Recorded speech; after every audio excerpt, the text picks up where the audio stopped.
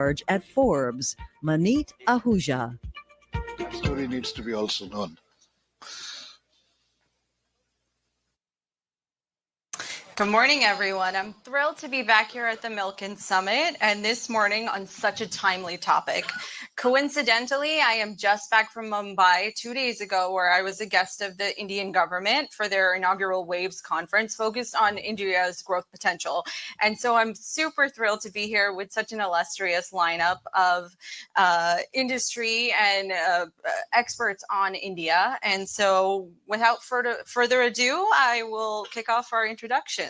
We have Alok Agarwal, Senior Advisor, Reliance Industries Limited, John Chambers, Founder and CEO, JC2 Ventures, Vinod Giri, Managing Partner of the National Investment and Infrastructure Fund, and Ambassador Atul Keshup, former President of U.S.-India Business Council and U.S. Chamber of Commerce. Thank you all for joining us. Morning. So I want to kick off with basically India's huge growth potential. India is on the brink of an economic explosion with projected growth rate of 7.2% for the upcoming fiscal year. And just 2 days ago, Prime Minister Modi was talking about India as an orange economy, 3 C's, creativity, culture, collaboration. So I want to open the first question up to the entire panel. What does that represent for you and the vision that India has for the next several years? Can I go first? Absolutely. Okay. So the Prime Minister's laid out the vision, which he did 2 or 3 years ago, which is taking India all the way up to 2047, which coincides with 100 years of independence. And it's an ambitious vision. It makes India the largest economy in less than 15 years from now. And it has a view that India would lead not just in terms of economic growth, but equal and inclusive economic growth. We have responsibility because we are 1.4 billion people, and all of whom need to equally see the benefits of that growth. So his vision is laid out. It's an ambitious vision, but we are on track as far as his vision. John? You know, it's interesting. I've been the biggest bull on India for 20 some years. I made Cisco's second world headquarters in Bangalore at a time that no one really understood what the potential could be. But India had always been a slow follower. And what has changed under the Prime Minister's vision is India became a leader in many, many ways. Once that came into play, all of a sudden it was obvious to me that India would be the largest economy in the world. And I think I was one of the first to ever say that in terms of the opportunity, but also one of the most innovative economies, not something that does a labor arbitrage for the people, but a chance for inclusive across all 28 states and 8 territories. And perhaps the most exciting thing to me is what India and the U.S. could do together in a common vision of how do you change the global economy to the benefit of every one of the citizens. So I think India is just getting started. Every time that I've made a prediction, it's been too conservative, even though people said it's not a chance it will happen. And I think it will be again. India will not only be the largest economy, but I think it will have an influence on a global stage that few people could have projected just 8 years ago. It's so interesting that you mentioned that, though. I just want to jump in really quickly because the recurrent theme at Waves, even that the Prime Minister was speaking about, is that India currently stands at number 5, world's largest economy, with a goal to be number 3 within the next several years. So I think that that is a key mission that carried throughout all of the key conversations that were happening. So it's so interesting that you were the first person to kind of predict that. Thank you. It was exciting. I did it at the Kennedy Center when Biden and Modi had the joint session, and I had the honor of introducing the Prime Minister in front of the group. And I basically said, I think our projections of going from coming down to number 3 are wrong. I think we will be number 1 on it. And I said, here's why I think it will occur. He actually threw away his notes and gave his speech spontaneously after that in terms of the direction. Great. So I want to welcome Anjula Acharya. She needs no introduction, but founder and CEO of A-Series Investments and a huge culture capitalist. So everybody, welcome Anjula onto the panel.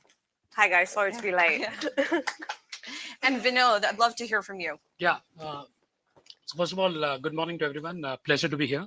And if you look at Modi's context on waves, right, it was basically using the local creativity, the rich culture that India has, and collaborating with overseas, the diaspora, just from a perspective that India is a great market. It has a local demand. It has the talent where you can actually produce things in India or basically create things in India. So the big theme is actually to create in India for the global markets. And that's not only in context of waves, but if you look at the focus that we have on manufacturing across sectors, that is an attempt that is being made. So we're talking about electronics, we're talking about semiconductors. And if you look at the semiconductor value chain, 20% of the skill on the engineering and design side resides in India. We import today $35 billion of semicon. Then why not manufacture in India? And that's one big focus. So if you have a very strong domestic PLI program, that's actually to promote manufacturing of semicon in India. So I think that's a theme that's prevalent across sectors, whether it's services, manufacturing. So I think from a big picture perspective, I think for India to really scale up, manufacturing has to double. On the services side, we have sort of doubled our share to almost 5% of the global share in the last decade or so. For us, we're targeting to get to a 5% number even on the manufacturing product side.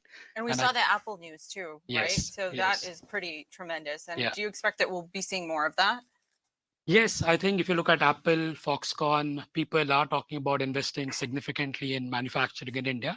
And the various state governments also have been very supportive of really providing the land and the regulatory approvals that's needed to get them started. So do see a bright future. In fact, again, just to give you numbers, our electronic exports for financial year 24 has moved up from 3% to 14%. So that itself is a commendable growth, and we hope to see that go up significantly. Ambassador? Hi, Maneet. Hi, audience. I spent 20 of my 28 government years working on the India account. And, we would sit there, Ryan and I worked on the India desk when I was mid-career, and we'd sit there and watch the fantastic headlines, the beautiful rhetoric of our leaders, and we would know all of the hard work that the Indian government and we at the State Department had done to fix and sweep away all of the problems to try to make sure that the headlines looked great. I saw this during the nuclear deal when I worked in Delhi. I saw this in the State Department working on the India desk as DAS for India, as Chargé in Delhi, and in many other jobs. And here's the key. This is India's global moment. It is a golden opportunity for India. I now represent 200 member companies, American and Indian, who absolutely passionately believe that. But if we're going to ensure that India becomes a developed country by 2047, a $30 trillion economy, which is good for the people of India, it's great for the people of America, what we've got to do is sweep through all the difficult stuff that shouldn't meet the public eye. We got to work hard on the regulatory issues, the tax issues. We got to avoid problems, try our best to anticipate black swan scenarios. This is some of the hard grind that was done in government and is now being done by business councils like USIBC. We're in our 50th anniversary. We do public stuff, but mostly we do private, respectful, constructive engagement with both the American and Indian governments to talk through the problems that get in the way of business investment so that we can accelerate India's climb. It ain't glamorous, but it's essential, critical work. And we have great partners in the Indian and US governments. They listen to us. We're 50 years old. It's our Jubilee year. We have credibility and access because we were founded by both governments. And we work very hard to ensure that that date of 2047 and that goal of $30 trillion gets met. It's going to be good for both of us. Thank you, Ambassador. Anjula, I'd love to get your take, right? You've been doing business in India and across the US, and you've worked with global talent on both countries and across the world. What's your take on India's economic explosion and this orange economy that, Prime Minister Modi was speaking about just a few days ago? I think it's a super interesting time. I think, I come at it from a very different perspective to all you guys. I'm kind of more on the brand, celebrity, like building the story. And storytelling is so critical because I think ultimately, you know, I mean, like, let's just take the Ambani wedding, for example, right? You know, I mean, there is a lot of storytelling that happened there, and you can take different things from it. Some people say it was really tacky and cheesy, and some people say it showed a very different side of India, right? It showed extreme wealth, it showed luxury, it showed, you know, major stars like Kim Kardashian, Justin Bieber coming to India and experiencing a level of luxury that they're not used to experiencing, you know, anywhere else in the world. And I always say, I just got back from India and I'm always like, oh, you know, the luxury of the hotels, like it's just unparalleled, right? In other places in the world. Like we come to America and I'm just like, oh, the service and, you know, what the attention to detail that you have in America just isn't on par with what you have in India. But there are things about that that's so critical, which is the storytelling about India being this, not just, you know, sort of this emerging country, but actually has emerged beyond a lot of industries that are in the West. Do you know what I mean? Like we always That's such a great point. Yeah, we always talk about India emerging. I think they're far excelled in areas of luxury and hospitality and in terms of like what's happening. You know, I think one of you mentioned the diaspora. Like I think the diaspora is so interesting because you've got content from India. You know, 25% of the content that's out of India is servicing the diaspora. So it's consumed outside of India. Like that's huge. Yeah, like, we even saw the Met Gala last night, right? right? More South Indians, more South Asians at the Met Gala than ever before. You had Priyanka, you had Diljit Dosanjh, you had Shah Rukh Khan, you had Kiana Advani, I think her name Kiara. But yeah, I think what's so interesting is kind of what's happening from a storytelling perspective, and that could be through pop culture, luxury, you know, hotels, whatever, that whole piece. But it could also be through Bollywood and South movies and what's this explosion that's happening in like Bhangra and Punjabi content. I want to double back to you for a second. We've worked together a lot over the years, and Anjula is somebody that I dubbed in Forbes as a culture capitalist, and she's behind bringing such huge names like Priyanka Chopra from Bollywood to the US, and many of you know that, and in addition to many other names. But she's also invested in a tremendous amount of huge startups that have hit unicorn status and beyond. And so I'd love to just drill down a little further, because you were speaking about how India has advanced beyond other industries and these sub verticals like food, music, fashion, and culture. Weigh in for a minute on that. Yeah, I mean, I think it's so interesting. Just, I'm like really obsessed with the diaspora right now, like from the perspective of you've got like artists like Diljit Dosanjh, who's a Punjabi, North Indian, Bhangra artist who's selling out Staples Center. Like, there are many Western artists in America, born and raised here, who are huge that you would know and you would think are more mainstream than Diljit, that cannot do that. Right. So there's this whole explosion of the diaspora and the money that they are putting behind experiences. And you see that also in restaurants. And number one, most hardest restaurant to get into right now is Bungalow. It's a New York City restaurant. It's crushing it on all levels. It's one of the hardest reservations to get today, right? Why is that? You know, there was a time when our parents' generation and even some of our generation would say, I don't want to spend like, you know, $14 on a piece of naan bread. You know, I can make it at home. I can get it cheaper, all of those things. But that's completely shifted. Like South Asians, the diaspora, they want experiences and they're willing to pay for them. And I think that's a huge cultural shift. And I think that gives India a huge opportunity to, as someone said here, service the diaspora too. So I think that it's just really interesting what's happening now and how global economies are shifting and how sort of diasporas really play into that. And as a part of that, we talked about India's population, 1.4 billion. And something that was eye-opening for me, and I didn't realize till I was on the ground last week, was that 50%, and correct me if I'm wrong, but my understanding is 50% of the population is under the age of 30.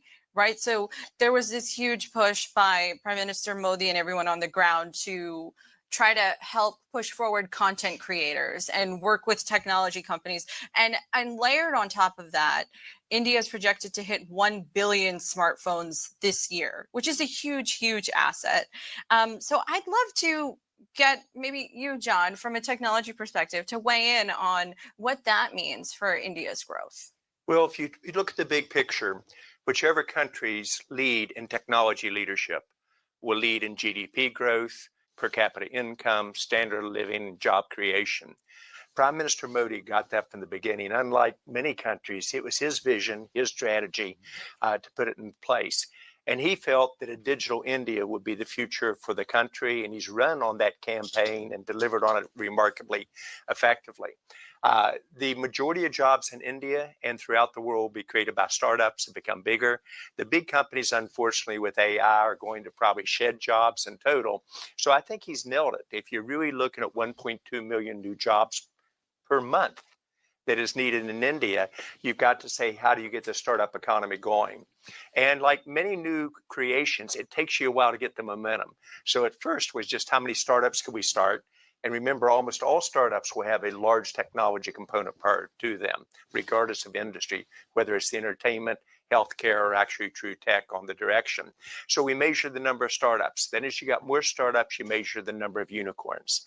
So if you want to know about a country coming out of its past, you look at where the unicorns, how many of them are being generated, what type of growth do you see? So India led in the number of startups looking back about 10, 12 years ago. They now lead in the number of new unicorns being created as a percentage of growth. You know what comes next? Those is remarkable. Prime Minister Modi came and said, I want to make sure everybody has access to potable water. Everybody has access to electricity. Everybody has access to healthcare.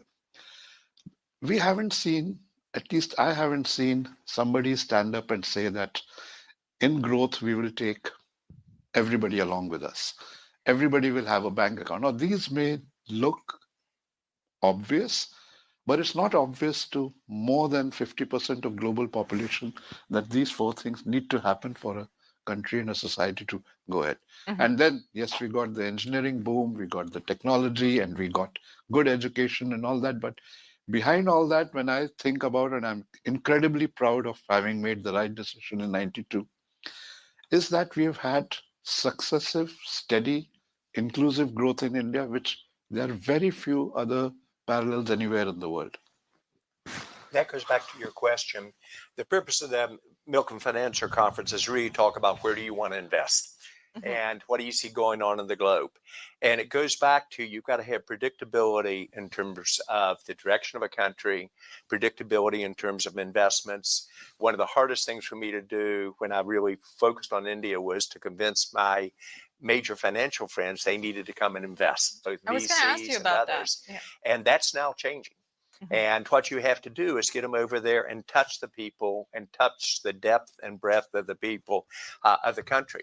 And then when you see world-class players and at the cabinet level, Sitaraman is an example of the chief financial minister. She was at the Hoover Institution just 2 weeks ago, and she talked about how India would position itself to understand the global politics occurring and the opportunity you could take advantage of for manufacturing out of China before the issues on tariffs.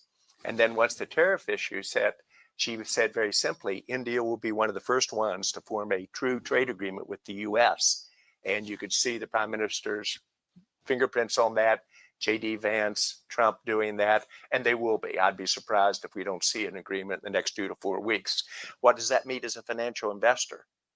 You probably want to double down on India again. And I think you can do it on a global basis within India across all 29 states. And I think the same thing in the US. If we do startups right, you'll see it go throughout. And that's where I love the young people.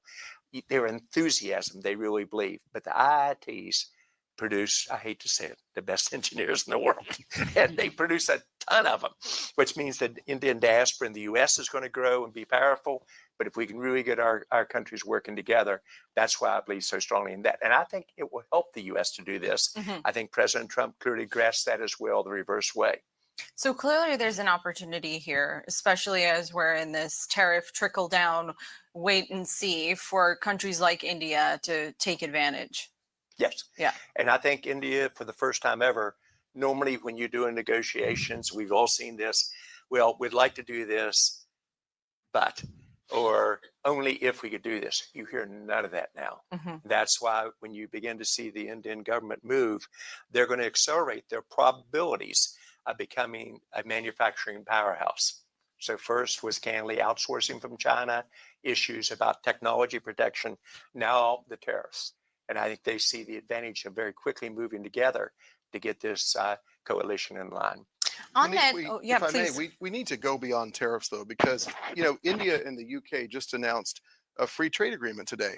And a lot of my member companies are very eager to see what the details are and what that might mean for the US-India trade agreement, which hopefully will happen very soon. This is something we've been advocating for passionately for years. And we've argued for ambition between the two governments because, as much as India is a major trading partner, we have no structure by which our companies engage. There is no blessing or framework between the two governments. There is no trade agreement. There is no investment treaty. There is nothing for a company on either side to seek recourse from, which we need to change, and we need to change it right away. So I'm very impatient that this bilateral trade agreement happened, that it be ambitious, but that we also not just rest on our laurels on tariffs and on goods trade, but that we actually build out an investment framework. Can you imagine if we had that proper framework and if both governments sent clear signals to the investor community saying we bless and encourage work that you are doing together, not just in the trust dimensions, which used to be the former ICET, which we helped build out to include pharmaceuticals and other things, but it also includes critical minerals. It includes, the whole slew of technologies where the US and India have not yet given a clear signal to their investor community. So I kind of want to see a framework, because then investors will say, okay, I'm on firm ground. And this goes to John's point. I've got predictability, I've got stability, and then I can work on the return on my investment. Ambassador, why do you think, though, that a trade agreement hasn't been put into place so far?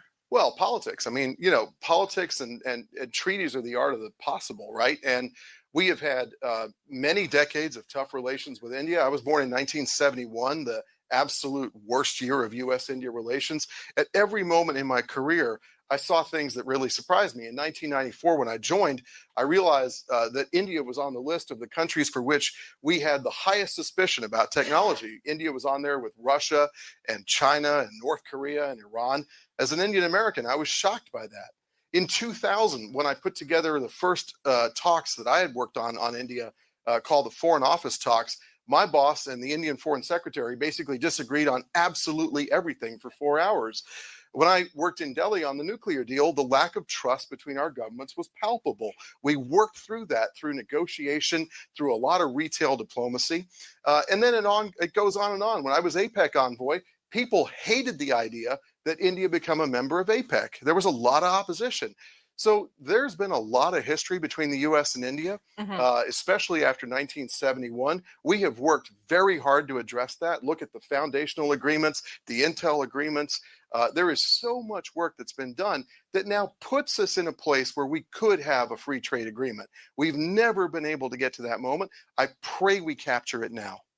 I think we can all agree from what we've spoken about so far, India is at an inflection point. We briefly talked about the unicorn and startup ecosystem. Right now, India is experiencing the fastest growth right behind the US and China.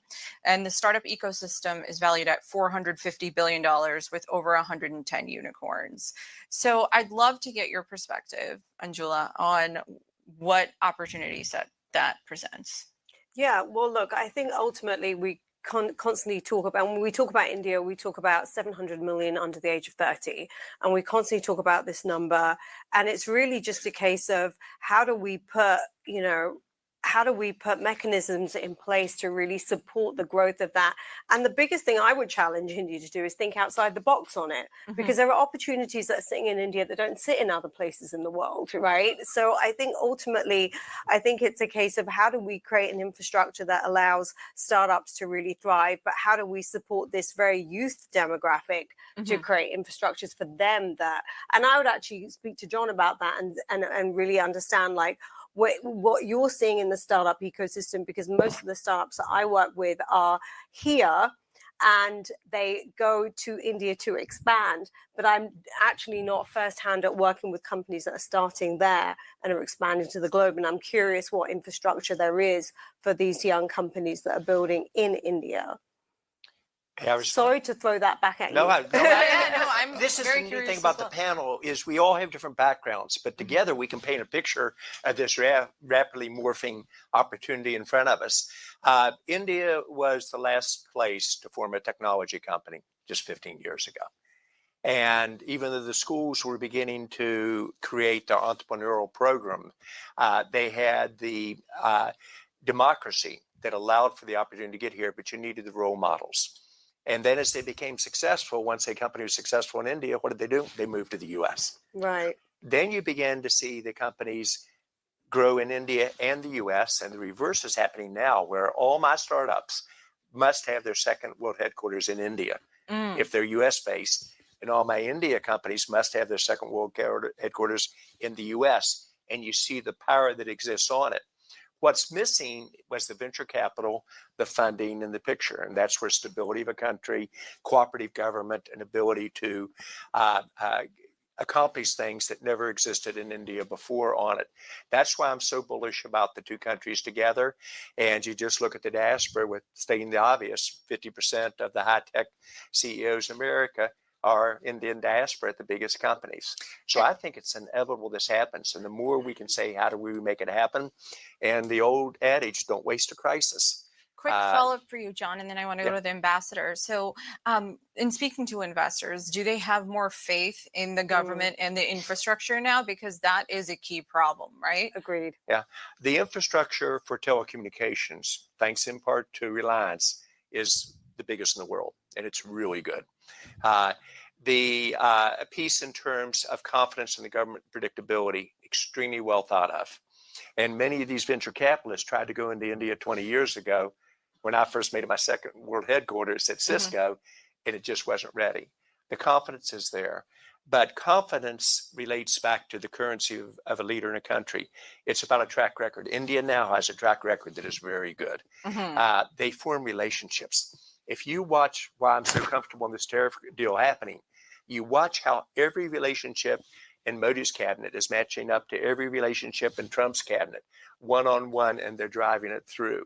And so the ability to paint this vision with that, and the relationships are deep on the business community, thanks to U.S. Chamber of Commerce and U.S. ISBF together, both focusing on where to go. And then it comes down to we have trust. And that was missing. Before on both sides. And it's not missing now. There's an unbelievable trust and a capability and a realistic, we have to ask for things that are doable. That's such a good point. Ambassador, and then Vinod, I want to get your thoughts. So the startups Before really you are go based there, on. I just want to add to please. something that John said, excuse me, which is that we carry, as in Reliance carries more data on its network than all the US carriers put together. Yes. And we are less than 8 years old. And that's just what smart people with vision can get done. And, I don't think it would be possible anywhere else in the world. India has the best digital public infrastructure in the world, bar none. All happened in the last 8 to 10 years. So these are two huge things in which India leads and are becoming foundational for its growth. It did. They have the ability to dream. Ambami, you saw the wedding, and I was there as well. I mean, it was off the charts in terms of what they did. Oh, I wasn't there, but I'm happy to hear you were. And the ability to dream on it and make it happen. Now, I'm a salesperson at heart. I have to point out that whole geo infrastructure is built on Cisco equipment. I know that. I'm not allowed to say it. Business But deals yes, happening please. on the stage. Hey, I don't want to get into the cliche about Bangalore and Palo Alto, but if you've been in those cities, you know how that startup ecosystem is really thriving. But just to inject a light note, I saw the limits of this when I did a tweet and had some of the hottest, most fiery, indignant responses ever after I passed some place in Santa Clara and took a picture of their menu offering and put it on the tweet. And some smart fella in Santa Clara had put together something called the samosa dosa. And for all the Twitterati, that was the limit of innovation with the US and India. So I think we're doing great work.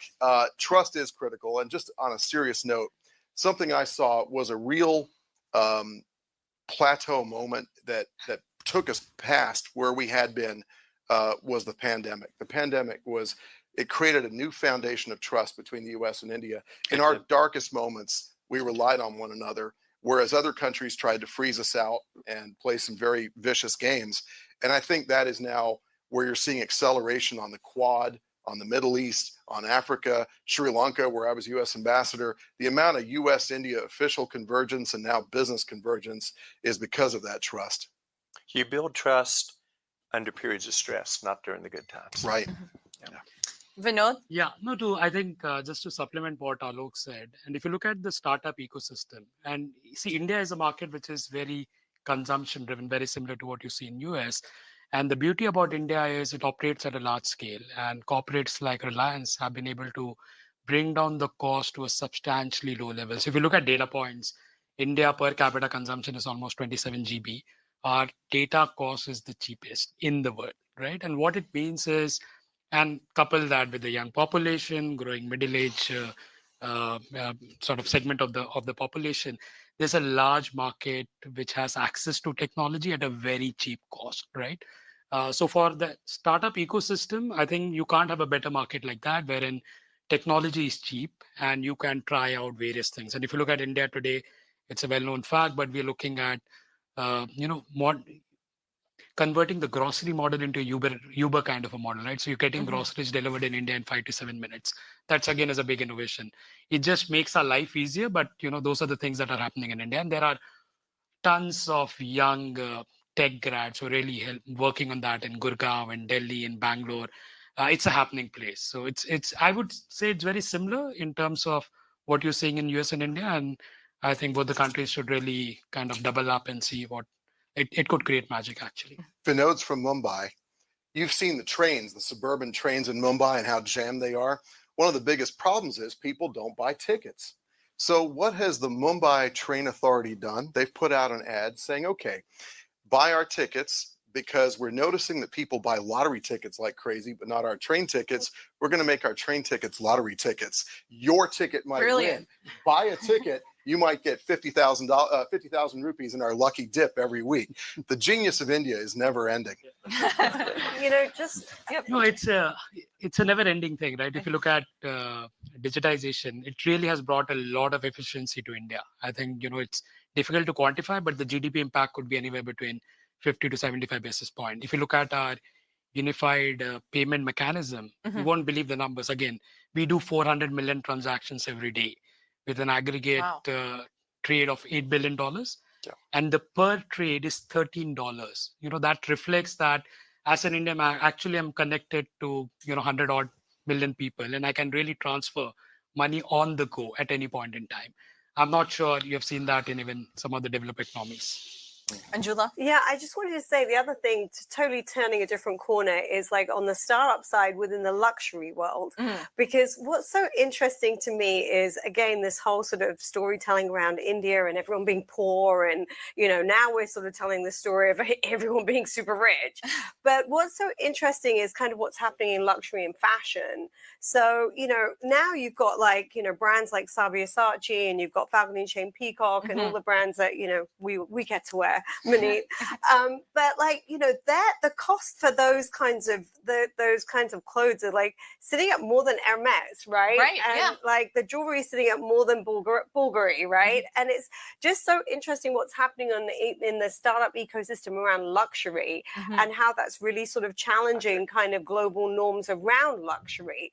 And what's also interesting is I'm seeing this huge shift, not just for South Asia, but for Asia, where luxury is kind of got this lens through Asia now, where before it was like luxury was considered very kind of European and Caucasian. And now it's kind of like, you've got all these sort of brand ambassadors coming from South Asia and Asia. And that's just also changing the face of fashion. So that's such an interesting point. But I think what's so interesting is just people, when they think of startups, they don't think of really high-end price points at a traditional Indian lehenga sitting at $30,000, right? Right. Where you walk into an Hermes and you would pay less than that for an Hermes outfit. Right. So I just think it's sort of interesting what's happening at different economies of scale. Like we're talking about train tickets, but then we're also saying, wow, there's this massive luxury market, which is choosing to buy their own over a Western brand. And I don't know if, or a European brand, I don't know if a lot of that is they felt ignored for so long by Western luxury, right? And they've built their own luxury, and now they're choosing that over, you know, I mean, Neeta Ambani can, you know, buy a jewel from Bulgari, but she's buying it often from her own jewelers. For her you know own what I mean? jewelers. And even taking that a step further, I'm sorry, I just want to add that point on luxury. You mentioned Falguni Shane Peacock, right? And I didn't realize until I started spending time with both of the designers that their priority was really designing Western style clothing in their next era evolution, and that they had a huge market for that. And it wasn't just the traditional langas, but that the demand for that was going on the backs of all of these Hollywood celebrities like Beyonce, J-Lo, you name it. Yeah. I mean, I think there's a huge shift. What's so interesting is like you've got, you know, the Indian apparel, which, like I said, like I was in a Falcon Shane Peacock store and there was a bride in there, and I hope they don't mind me giving numbers, but she bought 6 outfits for $350,000. Right, that's not really happening in an Hermes in Madison Avenue. You know what I mean? Like, it's so interesting when you look at the economies and how different they are. But then you've also got, you know, them coming to do Fashion Week in New York, and you know, same thing. They're selling, you know, an outfit more expensive than Chanel or more expensive than Hermes, and they are selling. And you've got people like Beyonce wearing their clothes. So I think there's also this huge shift in luxury, which is not really talked about very often. Right. John. I'm key in on exactly on that, and something that will surprise you, because I have very little taste in fashion. At least that's what my wife believes, rightly so. But what you're seeing in fashion, both in India and even at the jeweler's level, and that includes the people you mentioned before, is their number one worry is what is AI going to do to their core competency area. And that's true on the jewelry design, it's true on the fashions, etc. And I think it's so important in the industries you represent that each of these companies think how they're going to use AI dramatically different, because all of a sudden what was an art can be brought together so quickly, and it will change industries. And I'm going to transition now back to the bigger picture. If India doesn't lead, ideally with the US as its partner on AI, we will miss the opportunity. Whoever leads in AI in every industry, from fashion to healthcare to technology, is going to be the leader in defense, per capita standard of living. You can drive productivity at 7 to 10% per year. As a financial person, I don't need to tell you what that means to the price of a stock, regardless of where you are, if your company's doing that.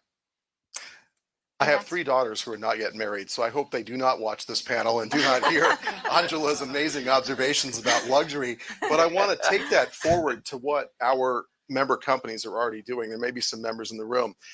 In India now, US and Indian companies are working together on designing molecules for the future drugs that keep humanity safe. In India now, US and Indian companies are designing refined aerospace parts that help ensure our deterrent capability. In India now, there are people working to ensure the protection and sustainment of the global financial system, working with New York banks to design financial innovations for the well-being and happiness and prosperity of people all around the world. There's some cutting-edge stuff happening in India in every field of endeavor, and Angela made that very important point, that what's happening is a level of innovation that is going to fuel the happiness and prosperity of India. It's going to bring the whole world along. I grew up in Africa. I was born in Africa. Africans respect and appreciate Indian investment because it's a true partnership. When I was ambassador in Sri Lanka, that was not true about Chinese investment, which was really just loans. So there's something, again, magical about what's happening with India. There's an incredibly strong partnership being built across every field of human endeavor with the people of the United States. The 2 great democracies of this century, the 2 greatest democracies on earth, have unlimited potential because of that innovation. So we only have a couple minutes left. I want to also make sure we open it up to questions. We have a jam-packed panel room here today, so I'm sure a lot of you have questions. I just want to ask one final question, but I'm going to try to moderate how much time we take because I want to be fair to the audience here. So as you look ahead to the next decade, what is your vision for India's evolving role on the world stage? Anjula? I think because I have such a major issue with the way that people perceive, I'm about brand, that's my world, like about the way people perceive India. Like now it's like, you know, before in Hollywood, it was like Indians were considered to be, you know, techies or terrorists. That's what I would say. And that's really changed if you look at it, Hollywood now. And I think that storytelling is the thing that I want to change, where we're not just talking about either like poor people or really like tech. We're talking about a really global story that is all encompassing. It's luxury, it's fashion, it's celebrity, it's tech, it's AI, it's like everything. So for me, what's exciting is to see an overall story that really presents India the way that I see it. Great. A look. I'm going to keep it simple. I think the India that I live in today is an India of 1.4 billion people, most of whom are educated. And India is driving firmly on a path of sustainable long-term growth. And I think India is a story by itself. It doesn't have to be seen in the context of other stories in the world. John? In 2017 at Vibrant Gujarat, we said India would be the model for the rest of the world and become the #1 economy. Most people kind of went by what it really meant. India now is in position to do that. And I think they're doing something that the U.S. could learn from, because often we think, well, they're following the U.S. lead. Many times they're disrupting the U.S. If you look at the technology lead, many people realize the future of the economy should be around semiconductors and the knowledge. What is it? 300,000 design chip engineers are in India. Almost every chip being designed is being designed in part on India. And what the country is doing so well is building out the infrastructure, but also taking their entire population up levels so that they aren't just leaving them at a given level. And so that's why I'm so optimistic about the future of India. I think it's the only country maybe in the world that controls its own destiny. And I know what I'm saying there. That doesn't mean we couldn't mess it up, but I think it controls its own destiny. Would you agree on that? Totally. I think we are in great shape. If you look at both from a domestic balance sheet perspective as well as a global balance sheet perspective, I don't think India had any better time when it comes to macros. I think from our perspective, it's about really getting to the target on the manufacturing side. And more importantly, I think, is the growth on the per capita way, because we're still at a meager $3,000. I think we need to really scale that up. That will be really, I think that is one thing that needs to be done for the public in general, because the 3,000 per capita is not a great point to be in. I think we have progressed significantly, but I think we need to scale that number up significantly. Totally agree. Ambassador? Maneet, I always take a national security perspective, and I think that it's really important that our two great, diverse, democratic nations help frame the rules of the road for the world of the 21st century, whether that is in commerce or it is in the ways that countries interact with one another, the rule of law, artificial intelligence, and making sure that it is citizen focused and ensures the freedom and dignity of citizens. These are where the US and India have to talk to one another. If we can work well together, we can lead the entire world on framing the realities of the people of the entire planet for the 21st century. And then I'd make a final plug on US-India collaboration in Africa. I was born there, I grew up there. Africa is the next big thing after India in the later half of the 21st century. If we can work together well to help empower Africa's economic empowerment, that will be a great project between Delhi and Washington. Well, it'll be the next panel. But I want to open it up to audience questions. Angela, do you mind handing me the iPad? Yes. I apologize. I did not tell you guys to send in your questions on the QR code. So if there are none here, then we'll just call on, okay, there's no questions here, but I'm sure there are many in the audience. So over to you. I'll try and speak up. Unique is obviously uniquely positioned. So with everything, they continue to make this walk that fine line.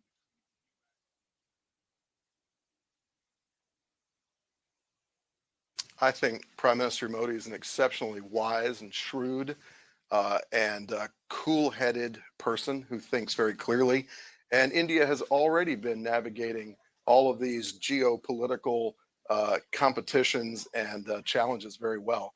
And I see a sustained trend line of increased technological and strategic and economic convergence with Washington. And I think that's going to continue. Over here.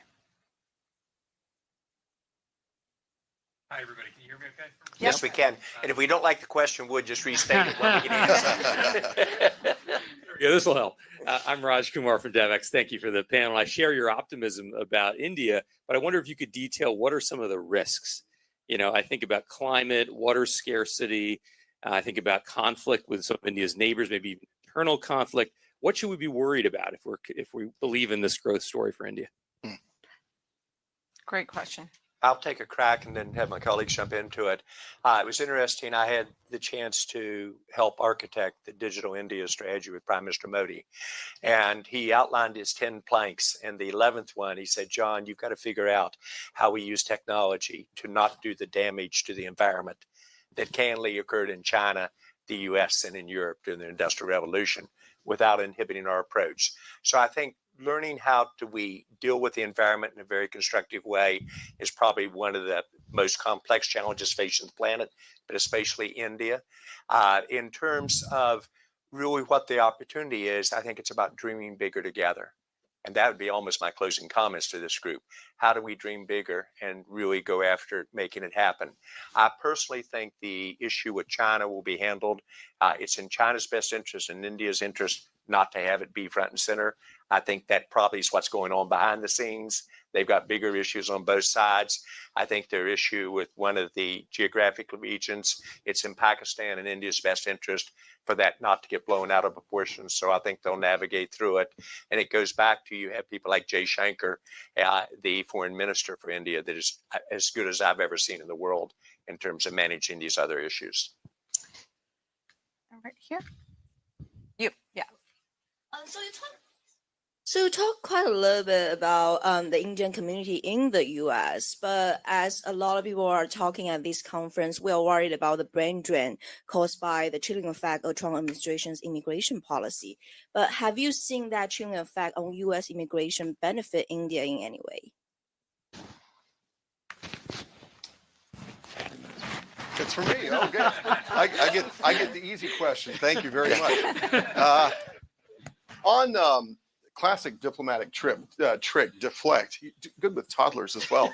On the risks, I'd like to say that I thought John spoke really well, but it's very important that India believe in itself and that India undertake the necessary additional reforms to modernize its administrative and judicial state so that it can really power up to being possibly the largest economy on earth.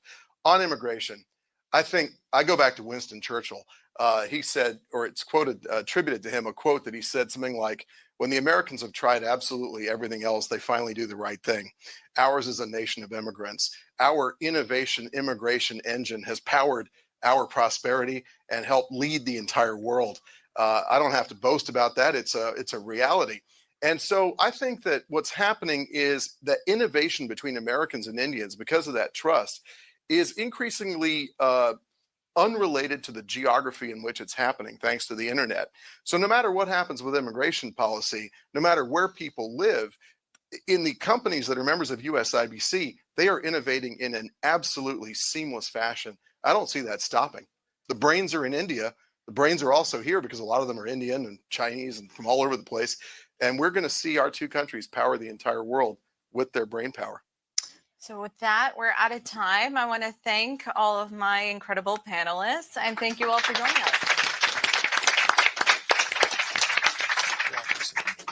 Yeah.